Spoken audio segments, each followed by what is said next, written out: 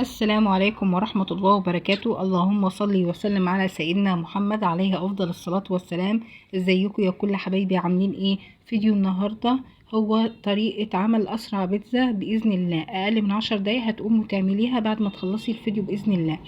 ده فطير شرقي. الفطير ده معمول بمية ودقيق وسمنة، وهبقى انزل الفيديو بتاع طريقة عمل الفطير من غير فرن ومن غير حاجة، هو على البوتاجاز من فوق.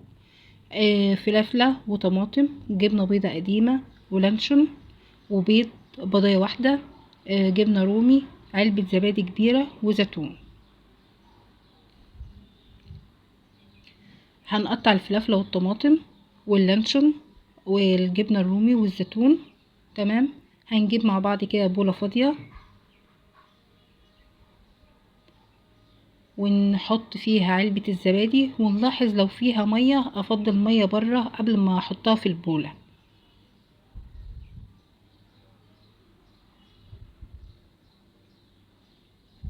اجيب بقى البيضة واكسرها واحطها على علبة الزبادي،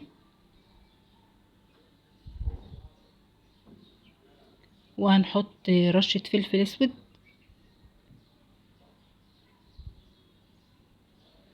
وهنقلبها بالمضرب. وما تقلقيش، مش هيبقى فيه اي زفارة في البيتزا ولا اي حاجة خالص. هنخلطها كويس كده مع بعض تبقى كريمي.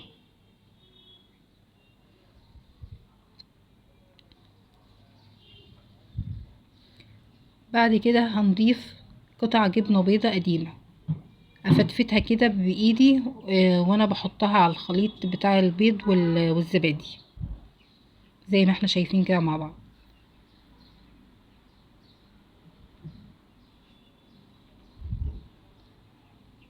برضو هخلط بالمضرب الجبنة مع البيض والزبادي.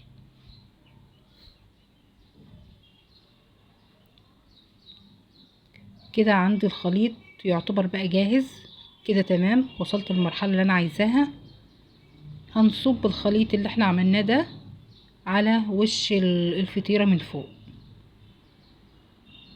ممكن اي حد يسأل دلوقتي هو ينفع بس على الفطير الشرقي ولا اي نوع بيتزا حتى لو كانت عجين وكده؟ يا جماعة، على اي نوع بيتزا، عجين، فطيرة، اي حاجة ينفع عليها وش البيتزا ده. وصدقوني بجد الطعم جميل جدا جدا يعني. وهفردها زي ما انتوا شايفين كده على وش الفطيرة كلها. ما تخليش اماكن باين منها حاجة علشان ما تبقاش ناشفة.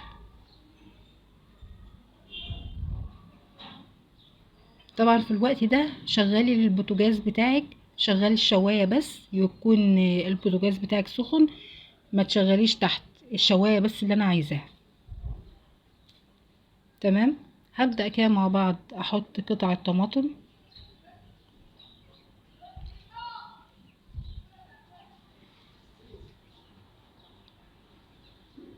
وهنحط قطع برضو الفلافلة. نملى كل الاماكن الفاضية عندنا.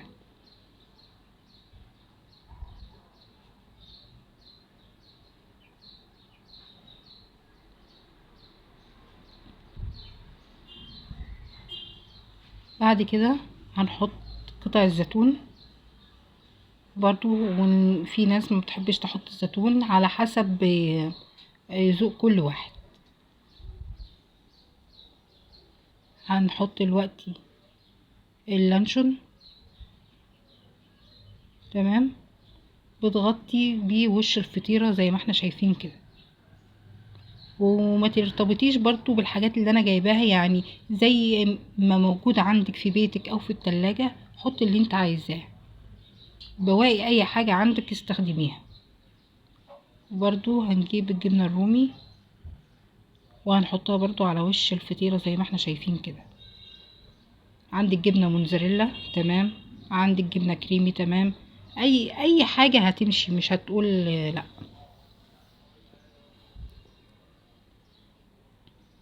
لو في برضو جبنة نستون ماشي.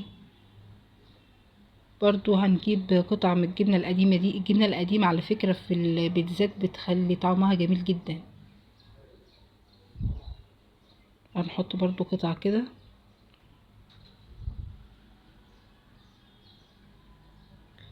وبعد كده بضغط عليها علشان كله يتماسك مع بعض. لما الجبنة الروم وتسيح تمسك مع الزبادي بالبيض والكلام من ده. تمام.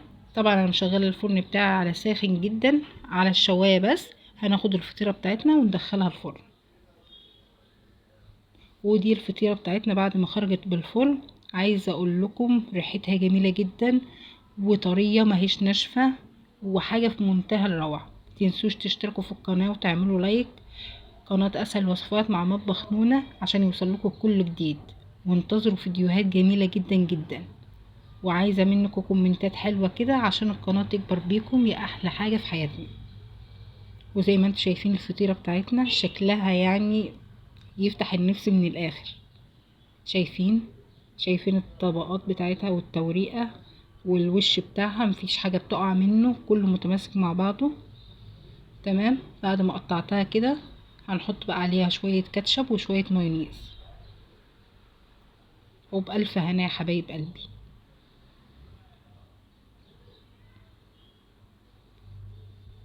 قناه اسهل وصفات مع مطبخ نونا.